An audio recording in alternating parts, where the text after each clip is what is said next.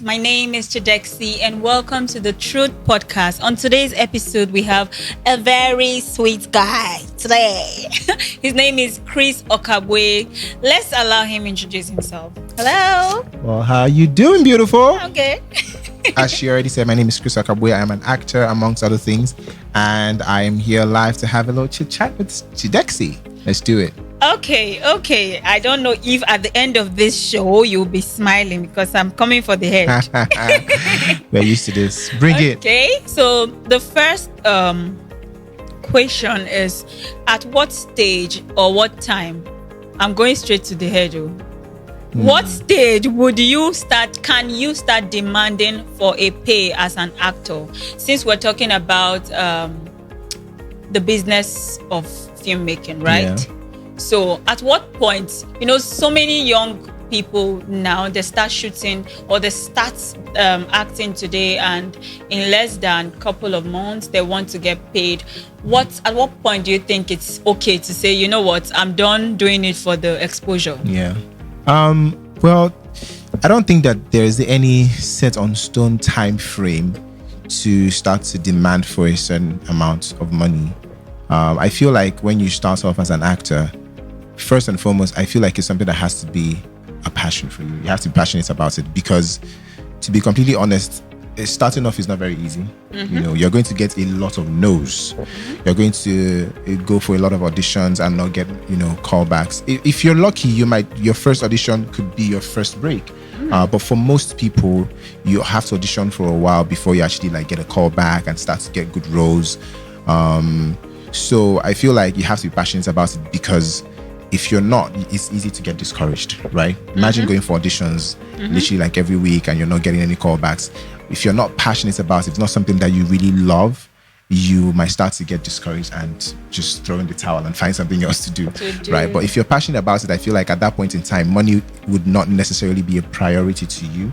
You want to break into the industry, you want to be seen, you want to be heard, you want people to see what you're capable of, share your talent with the world, right? Once you start to do that and get good roles, and start to build a body of work, not just any work, but good work, and start to get, recognition, I feel like as an actor, you would know, you would feel it when, how they say I've paid my dues. So it's right? spiritual. Now they say I've paid my dues. Now, dues could be months or years, but you will feel it when you need to step up, because as much as, like I said, something that you're passionate about, there's also the business aspect of it. If you want to use it as a form of make it a profession and something that puts food on your table, you also have to make money from it, but you have to go about it the right way.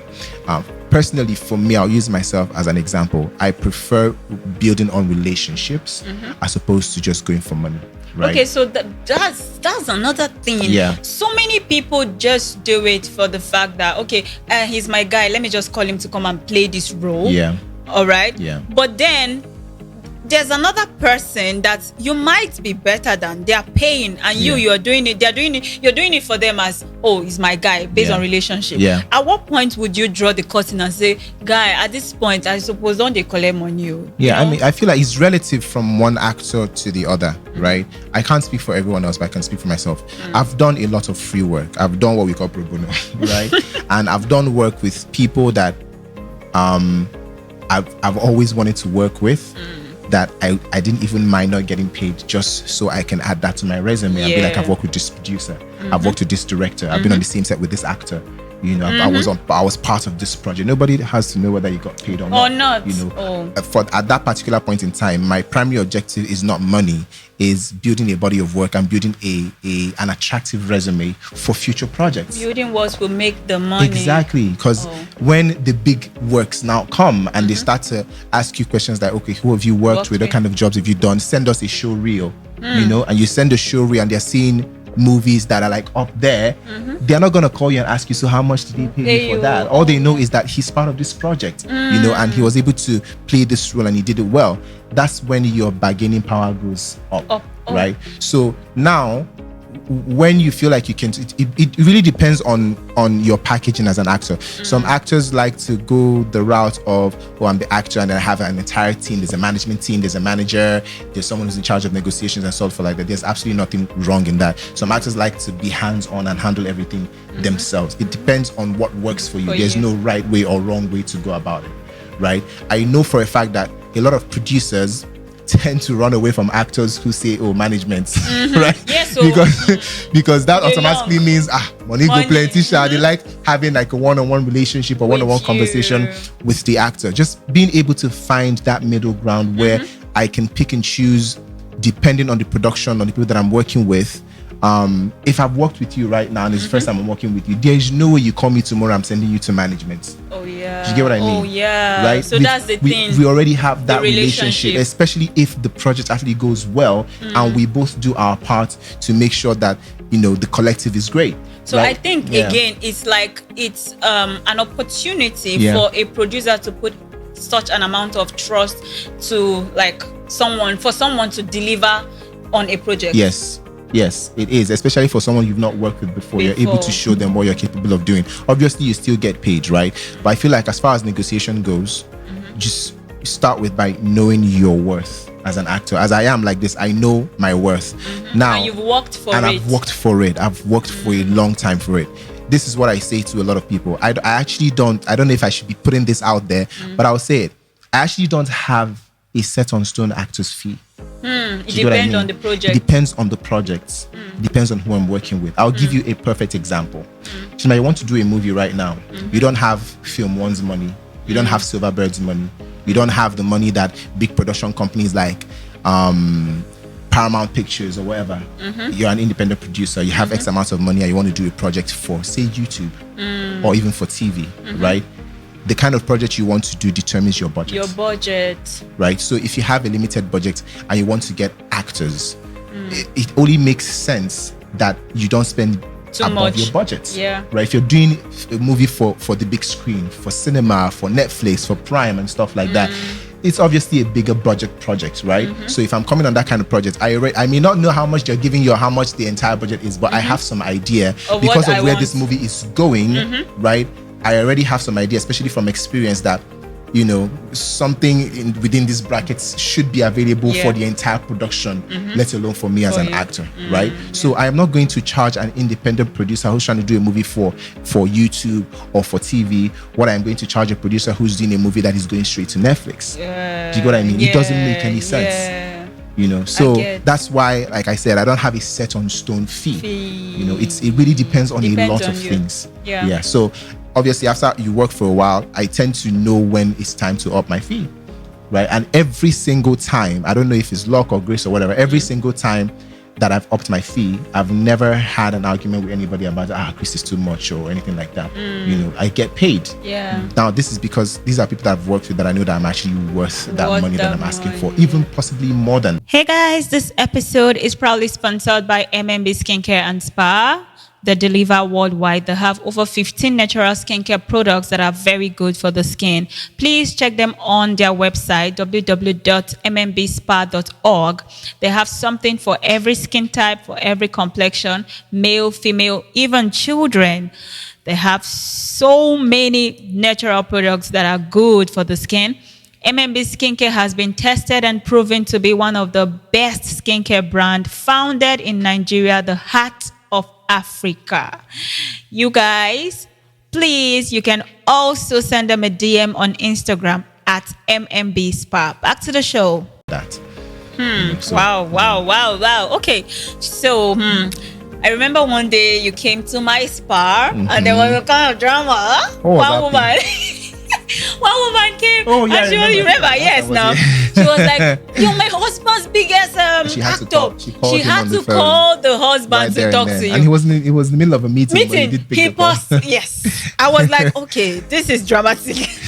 But then I want to ask this question. So you've been in this industry for so long. How were you able to handle fame? Starting from Golda Ultimate Search days. In fact, starting from your teen, like we've been seeing you from way back. So, like, how long have you been in the industry? Let's start from that. I have been in showbiz a total of about, I don't know, do that. My math is very terrible, but I pretty much got into the industry in 2004. Right. So doing the math from then till now is what? It's like 18 almost 18, 19 years. Yeah, thereabout. So, but I did not start acting until 2007. So I got into the industry as a model. I did a lot of modeling gigs, TV, posters, press, billboards, worked with a lot of big brands, like name them, I've worked with all of them. From telecommunication brands to beverages to clothing brands to electronics, like everything. I'm so curious. I did a lot. Wait, I want to cut you. I'm so curious. Yeah. At that age, who brought you into that kind of, like, obviously you've been a fine boy for a long time, yes. Right. But who? Is it your parent? Who introduced you? No, it was actually my older sister, right? So my older sister got into the industry way before I did. She had already started modeling. She's done a bunch of stuff. She was doing a lot of work with Orange Drugs as well, which eventually won Miss Delta Soap. That was put together by Orange Drugs.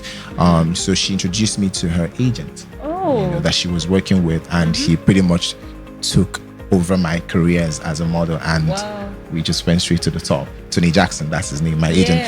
Funny enough, even still this very day, I still work with him. Really? Yeah, every now and again. I don't do a lot of modeling anymore, but every now and again, he calls me up for stuff that he knows that you can deliver. Exactly, because we've tried, so we can't be going for like a lot of like mass auditions. No disrespect to everyone who's doing that. I feel like everything is step by step and stage by stage. I feel like with what I've been able to do in the last few years or your many jobs years, are out there. I should be able to have surpassed some levels. Like I said, life is all about level, so yeah, we still do a lot of work together. So he pretty much just brought me into the industry, and we took it from there. 3 years later, I got into acting by chance, purely by chance. I never wanted to be an actor. I followed a bunch of, I feel like I've told this story a billion times. Please, I've not heard it. It is the true story. Tell me. So at the time I was trying to get into uni, right? I know as Naija be now, the right jam the jam. So you're just sitting at home, not doing anything. Well, I wasn't not doing anything because I was doing a lot of modeling jobs, which was good because I was making money from it. My first modeling job, I think I got paid 250K. Say lie. As a 16 going on 17-year-old, and I'm like, wait, hold on. So 250. This is how much people. Do you remember how much 250K was that time? And it was for That's like 1 million or 2 million of now. It was for Milo. And it was massive because it was everywhere. It was on billboards, it was on posters, press, like everywhere. And it was my first audition ever. So my first audition was my first job. That was why earlier I was saying it's possible for you to go for a lot of auditions and not get a call back. Yeah. It's also possible for you to go for an audition once and you pick it up, like you just. You should be every there. morning. You should be telling God, like, thank you for giving me a fine face. He and I have conversations like all the time. Like it was my first audition ever, and I got my first job. And from there, I started getting like, more jobs. But anyway, not to digress. Some people till now don't get paid 250K for modeling. Do you know? I don't know what it's like right now because we don't do a lot of like mainstream. Okay, continue. But yeah, anyway, so one day I had followed a bunch of friends of mine who were actors or trying to be actors at the time to an audition simply because I was bored at home. Right, so went for this audition. I didn't plan on being part of the audition. My own was just, let me not just be in the house.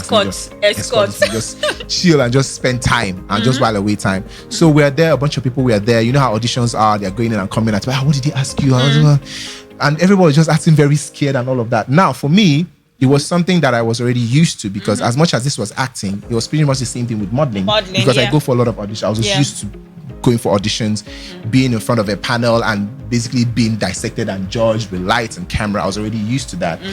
But the fact that they weren't used to it was just sort of like funny, not in a shady way, but like was funny. So it was more like, so you think you can, go and try. And I'm like, I'm not down for this. This is not why I came here. Go and try. Dared you. So it was more like a dare, more or less. I'm like, okay, fine, I'll give it a shot. So I auditioned and then we all went home. Eventually I got a call back. None of them did. But I turned it down because, like I said, I didn't want to be an actor. I'm like, no, I'm not coming. The producer/director called me and told me to come for a reading because it was an audition. So when they start to consider you for a role, you come and read for that role, which now obviously is the next level. And I'm like, no, I'm not doing that. And we lost touch. I didn't communicate with him for months. After a while, a few months, he called me back again for a different project. Sure. Wow. And I turned him down again. Like, guy, this is not, let me be doing my modeling a bit. You get. Anyway, long story short, he eventually called me back again and literally persuaded me to just come around, right? That he wants to introduce me to some people, that's all. I'm like, okay, fine, cool. I went to Surulere. That was where his office was at the time. Well, the production company, the office was in Surulere. I got there and it was more like an audition, but didn't have like a lot of people. So he made me read for a character.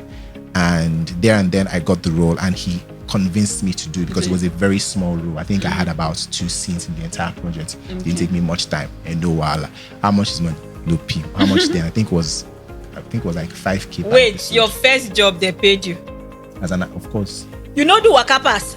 No, I actually never did Waka Pass. Jesus! I actually never did Waka Pass ever in my career, which I'm very grateful to God about. But yeah, I did get paid. It was for a series. I think it was like 5K per episode at the time. And I was in like 2 episodes. So altogether it was like 10K. Wow. Which in my mind, I'm like, I'm making more money from modeling. Which I need 10K to come and stretch myself for the entire day. You know, considering the fact that I still did not want to be an actor. So I was like, I was stressing myself for way less money for something I don't even want to do. But this guy wants me to do. Let's not be as if Chris, your own is too much. I did the shoot. It went very well. I remember my very first scene. He put me on the spot because I played, my character name was Praye Pepple. I'll never forget. It was a show called The Station, right? I played the son of a female politician who was running for office, I think governor or president or whatever. And I was a wayward person. My character. Your character. Yeah. So I used to get in a lot of trouble, get arrested. So in this particular scene, I got arrested with my friend, and she came to bail me out, and then we had like a heart-to-heart where she like really scolded me, and I poured out my heart, the reason why I am the way I am. And I remember it was a long script of the dialogue, rather the monologue. So you have to cram. It was long. Now, normally me, I'm good with cramming, but they didn't expect that I was going to do it that good and that fast. So I did it, and then I was ready. I'm like, are you sure? Take your time, read. I say, I'm ready. Let's be doing this. Let me be going. It's getting late. All this comes to state. Hey guys, this episode is proudly sponsored by MMB Skincare and Spa. They deliver worldwide. They have over 15 natural skincare products that are very good for the skin. Please check them on their website, www.mmbspa.org. They have something for every skin type, for every complexion, male, female, even children. They have so many natural products that are good for the skin. MMB Skincare has been tested and proven to be one of the best skincare brand founded in Nigeria, the heart of Africa. You guys, please, you can also send them a DM on Instagram at MMB Spa. Back to the show. Till morning till night, from morning till night. Usually they come for modeling shoots, back, you don't finish, collect the money, they go.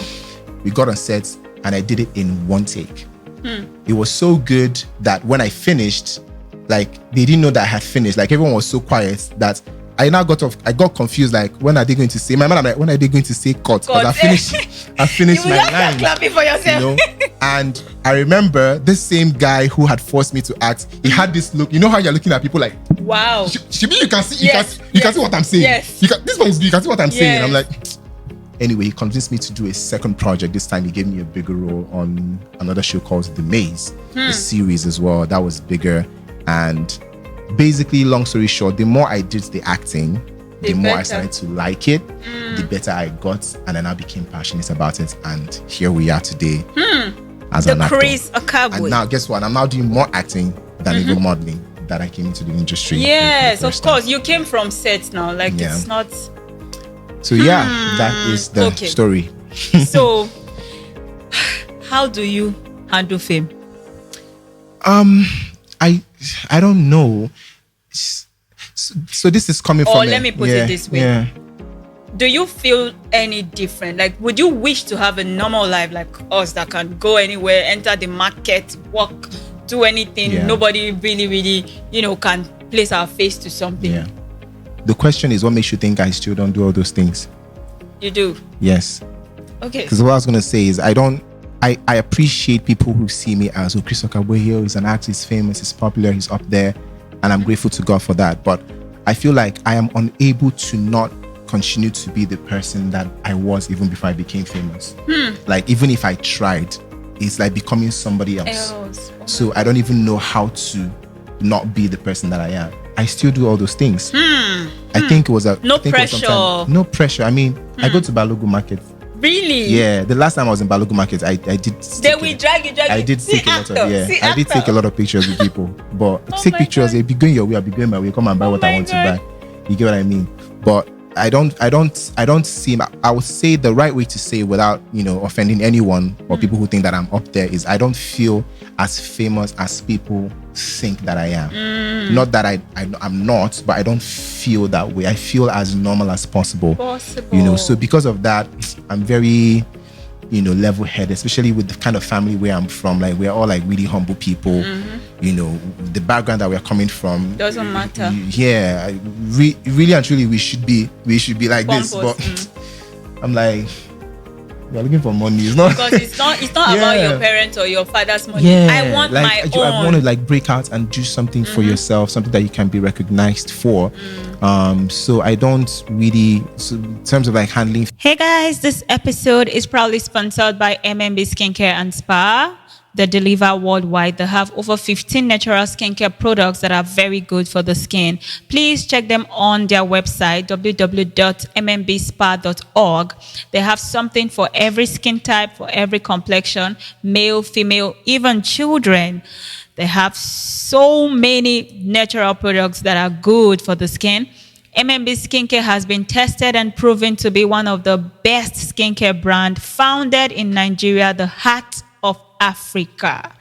You guys, please, you can also send them a DM on Instagram at MMB Spa. Back to the show. Fame is really not, maybe it's become like second nature. So my next question is, so some actors are married and some are in serious relationship. Yeah. I know you've been there. So when they give you role, or give an actress or an actor a role whereby they get to have, some intimate things like kissing, smooching. Some say it will look like it's the actual thing. There are some things that'll be, it is not fantasy. So do their partners or do your partners get like jealous or get angry, or do they just understand that? Because if it's me, I would get angry. I mean, it's part of the work now, right? You can't turn down roles because they're intimate scenes in it. Like, if you want to, because that is serious actor. But okay, on a serious note, I feel like I'll use myself as an example, as always, because I can only speak for myself, right? I started acting quite young, and when I started acting, I had not been in a lot of like serious relationships. Oh, at 16, you were already in a relationship. Well, yes. I mean, I was 16, 17. You can still have somebody that's like turning your head small. I know. I'm kidding. But I feel like that's where I'm lucky. Because when I started to take acting really seriously, right, every relationship that I got into at the time, my partner at the time would understand that this was work, right? But I also think that as an actor, you don't take advantage of the fact that it's work, so I can do whatever I want. The other person doesn't have emotions or have feelings, because I'll be honest with you, if I don't know if I will be able to. It might be very unfair to say, but I will be honest. If tables were turned, I don't know if I'll be able to handle it. I can't take it. You get, if tables were turned and I was not an actor, maybe like a regular 9-to-5 or a bank or whatever, and I'm in a relationship or dating or married to an actress, and they had to do like intimate scenes and all of that, I don't know, I can't say for sure, but I don't know if I'm going to be able to handle it. That's the reason why I can sympathize and understand my partner's position, right? But I have been lucky to have been with relatively understanding people. It doesn't mean that there are not one or two discomforts here and there, but I feel like it goes down to conversation. It goes down to reassurances. It goes down to being comfortable enough and being confident enough to confide in your partner and make them feel as comfortable as possible. I don't think there's anybody in the world that would never be moved by such a thing. Some people just know how to handle it better than others, right? So I'm not oblivious of the fact that it can be a bit of a discomfort for my partner to watch scenes where I'm getting intimate with another woman on set. I need to ask this question now. Yeah. My chest is heavy. Wow, okay. See, there are some parts, there are some scenes that is too much. Like, it feels like it's real. It's real. Not it feels like, it is real. But how do you know it's real when you're not because there? I mean, we can see it. In fact, some of us don't even kiss like that now in real life. Guys, come on. Well, who am I to judge how people kiss in real life? No, they're like the emotions, like, don't act like you don't know. Okay, let's not get this thing twisted, right? Let's first of all understand that the primary objective of an actor, whether an actor or an actress, but I'll just call all of us actors. The primary objective is one thing. You have to make the audience believe that you're your character. You have to make the audience believe that who you're portraying on the screen, right? If I'm playing a role of a bad person, of a murderer, of someone who kidnaps people, of someone who's mean, who's wicked or whatever, my primary objective is make you believe that I can do that. Yes, that's the person you're seeing. I don't want you to look at the screen and see Chris Okagbue. My character's name is maybe John or Femi or whatever. I want you to not see Chris. I want you to see Femi, because if you can still see Chris, then I'm failing as an actor. I'm not doing what I'm supposed to do. Acting is about authenticity, believability. You have to believe what you're watching. It has to be as real as possible. Yeah, most times we cry when people are crying in movies. Like, we start crying like, you remember Blessing, blah blah. Yeah. It has to connect with the audience, that they can feel the emotion that you want them to feel. So I feel the same way when you do like intimate scenes, right? Again, it's relative from one actor to the other. For me, I have to make you believe that there's something deep between me and this person. But wait, let me say, I'm just bringing out things that we say in the secrets to the public. Bring it on, because I mean, these are conversations that people want. They want to talk, they want to hear. Because most times when we watch movie, we'll be like, after cuts, they'll go and finish that thing they started. Well, I mean, is it true? It depends on the actor. For me, work is work, right? Look at it this way, and I've had this conversation with a lot of people. If I have a romantic relationship with an actor or an actress rather, beyond the four walls of a film set, because we had an intimate scene, that means that I'm going to be everywhere. Like how many people, not even that, like how many people do you want to be involved with? We shoot a movie right now. Oh, she's cute. I'm attracted to her because we had an intimate scene. I go on the next set, is another girl, and on another set is another girl. Is that how I'm going to keep? You get what I mean? So for me, I don't think it's worth the energy. There's nothing wrong in, and I'm going to be honest with you. I've done movies, I've done scenes where you like the person. You actually like the person, and for me, this is my opinion. It's even better that way, because it makes my job easier. If there's already some sort of like, and it doesn't have to be a romantic chemistry. There are chemistry that doesn't have anything to do with romance or sex or whatever. You can be with someone and you actually get along, you vibe, there's good energy. That makes my job easier as an actor, because I feel more comfortable when we have to do scenes like that. But one thing I always do when I have scenes like that with an actor is I like to engage in a conversation and see what you're most comfortable with, how far you can go, stuff like that. So we have an understanding. Not when we go on set, and we're doing whatever we're supposed to be doing. If you're not comfortable to show. I want to ask one question now that just came to my head. Like, if two siblings, opposite sex, are on a set, rather, can the producer make them act husband and wife? Is it forbidden? I don't know of any rule or law that says it's forbidden, but ethically, I don't think that is okay. Yeah, I don't think that is okay. I mean, I have sisters, right? Some of them, and say for instance, one of them decides to go into acting right now, and we get cast on the same job. I don't think any producer or filmmaker or director in their right minds would cast myself and my real life sibling as a couple in a movie. It's like the conflict will show, right? Yeah, I don't think it makes any sense. But then, can they cast them as like siblings in a movie? Yes. As a matter of fact, yes. I've actually just finished a movie where two sisters are in the same movie, and they look alike, so they can actually pass for sisters in the film because they look alike in real life. They did play best friends, So I don't think there's and their siblings. Yes, okay. yes. I just want us to Yeah. dissect these things that we talk in public, in secret. Because I mean, if you're gonna have like intimate scenes with your partner in the film and the person is your sibling, it's somehow according to our culture, is God forbid. It's forbidden. You know. So okay, so this one is another one that shakes table. Do you think that being pretty or being handsome gives you more roles or increase your chances of getting roles? And I'm just even getting to know that you must know how to read before you act, because this one you're saying read, score script. Yeah, of course you have your script, your lines are in text form, whether hard copy or soft copy. So you have to know how to read and be relatively good at memorizing stuff to be able to be a good actor, right? So meaning you must be brilliant. That's what it means. Yeah, well, I mean, I guess if you choose that word, but yeah, you just have to know how to get your lines. You know, some actors get lines easier and faster than some others, but ultimately, as long as you can get your lines, I think you're good.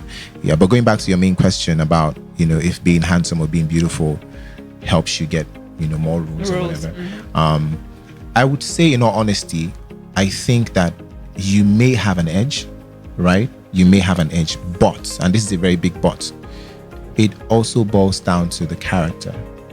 It boils down to what they're looking for. They are looking for. If I write, because I write scripts as well, if I've written a script and in my head, I have a mental image of what I want this actor or actress to look like. I want someone who's dark-skinned, who's somewhere between 5'11" and 6'1", who is not drop-dead gorgeous, who's not super attractive, someone who may not necessarily have the best body, but has great facial expressions. You know, these guide me in casting, right? So when I have that brief, I obviously would not go against that, because that automatically defeats the purpose of what I'm trying to do. You know, so if there are 100 scripts on. Hey guys, this episode is proudly sponsored by MMB Skincare and Spa. They deliver worldwide. They have over 15 natural skincare products that are very good for the skin. Please check them on their website, www.mmbspa.org. They have something for every skin type, for every complexion, male, female, even children. They have so many natural products that are good for the skin. MMB Skincare has been tested and proven to be one of the best skincare brand founded in Nigeria, the heart of Africa. You guys, please, you can also send them a DM on Instagram at MMB Spa. Back to the show. This table right now, and all 100 of them have characters who, you know, walk into the room and you're like, wow, she's gorgeous, she's got a great body, she's light-skinned and all of that. Then obviously the actors in the movie are all going to be light-skinned, have a great body and all of that. But if the script doesn't want that, you're making a huge mistake by casting someone who does not look the part. One of the most important things as an actor, you have to look the part. So you mean writers have mental image of what they want? Absolutely. Wow. Absolutely. You just don't. I don't. Because I write as well, and I'm not saying that that's the way everyone should be, but it's almost like when you read a novel. Yeah, sometimes you can imagine it may not be what they look like in real life, but without realizing, from going to chapter 1 to 3 to 4, you're having a mental image of what this character looks like. The way they talk, the way they speak, you know, you're forming it in your head, you know. So I think it's the same thing with writing. You know, so when you're writing, you have a mental image of what you want your characters to be like. Because there's also something called a character Bible. A character Bible is a breakdown of every single character in the movie, even if there are 100 of them, at least the major ones, their backstory, where they're coming from, the kind of family that they have, their age, the way they look, their height, their complexion, stuff like that. It's a proper, like, acting and filmmaking is not just come and go. Come on. You get, sometimes for like some of the big projects that I've done, even before I see a script, I go through a synopsis. Synopsis is like a breakdown of the entire film, you know, in like a few paragraphs. Then you get a character Bible of the character you're playing, or you're playing John. John is between the age of 30 and 35, right? John works in a bank. He's very smart, he's intelligent, but he has a passion for music. You know, it's these other things come. So when you're reading it, you're basically you can relate. You try to find part of you that you can connect to part of him or her. You know, so there's always a mental image of what a character should be. You know why I asked? Okay, so now, first of all, for the young guys and girls that want to go into movie and then they are feeling like, oh, I have to look some certain way. Yeah. It's just for them to know that you don't have to look a certain way. You just have to look exactly the way you are. Exactly. And be unique, because exactly. you can There's never, the way I see it, I feel like looks may or may not help. But what my advice to every actor out there, upcoming or whatever, is focus more on perfecting on yourself. craft, Yeah. the act of performance, the act of acting, than what you look like. Because I've seen movies where I've seen actors who I may not necessarily consider to be super attractive, right? But in terms of like performance, they're performances that I am never going to forget for the rest of my life. Right? I would never forget that scene. I'll never forget the facial expression, how you were able to cry at will, how you were able to pass a message without having to say a word. You know, this is all about performance. So your look may or may not help, but I feel like performance is what matters the most. Because look at it this way: if everybody has a figure 8, right? Nobody's special anymore. I'm a special doll. You know, if everybody in the world is the same, then there's no way to differentiate. When something is I understand. scarce, that scarcity becomes value. You know? So when everybody looks amazing, nobody looks amazing, because we are all the same. Yeah. There's nothing that you see that make you be like, wow, because everywhere you look is still the same. Are you going to be like, wow, it's the same thing? You know, so perfect your craft and, you know, be satisfied and with be unique in how you look, knowing that there's never another you anywhere else. There might be someone who looks like you, right? But the person is never you. And if your craft is good, the person may never be as good as you as an actor. Take for someone like me right now. I'm between the age of 30 and 35. There are so many actors who look similar to how I look. If you're looking to cast someone my age, my stature, my size, my height, and all of that, there are many in terms of like physical appearance. But can all of them perform at the same level? Can they bring that character to life at the same level? That's where you separate the men from the boys. But you know, let me tell you, this particular question, we struggled with. I used to also be into modeling. Modeling. You know, although I feel like every young person has tried it. Yeah. When I was in school, I used to model a lot. But, you know, when we go for audition, we already know the people that will choose first. The tall ones. The one that we know. What helped me so much is I was light-skinned, or rather, I am light-skinned. What saved me is I'm light-skinned, and, you know, God tried for the face small. So when we go, after they chose the tall girls, light-skinned, tall, then they will now consider the ones that are fine and fair. You get fine and fair. That's the next badge. Then the second badge can be, I'm telling you, I schooled in Enugu. It was a thing. You have to be fair, first of all, and tall. Like, they will even put it on audition. You know how audition broadcast? Yeah. They will say, we are looking for light-skinned models. Yeah. This so and so height. Sometimes they will say 6 feet. Me, I'm not 6 feet, I will go. Because I know if they finish choosing, they will choose, will join for the face. You know, so this is to say that modeling is not same as acting. I think acting is even like a gift. Yes, you have to like have it or build it. You have to have something, because one, the competition is already so tough. There are a lot of like talented actors and actresses out there. You have to bring something to the table other than just how you look, because anybody can look good. You get, and there are lots of people that can strike a pose. There are a lot of people that look good and cannot carry lines. That you be in the scene with someone and their performance is even affecting you. And they'll be saying cut. It'll be throwing you off, and you're not a bad actor, but a bad actor can make a good actor look bad. Wow, that is the thing. The same way a good actor can make an average actor look great. See, the way I am right now, a lot of people might think that me, I can act. I agree. Thank you very much, I appreciate it. But put me on a scene with someone like Denzel Washington. That's when you know that Okagbue can act.